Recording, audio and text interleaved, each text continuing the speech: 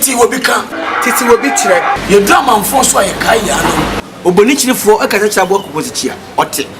botna bebu sa wo so a oni ma opatase a opa oto ase na wo de bia bonte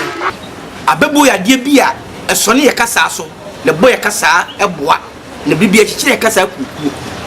ento boy na abo ekuro be na afiri mu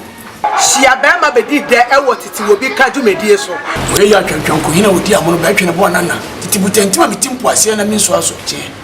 bema bedi de te sei odi agbo bi ba aye abebuo kasa mumientie bi na ebefamu adren na beboa ye nyina shia no bema bedi de GH. Please don't forget, because Proverbs is good for our language. I'm done.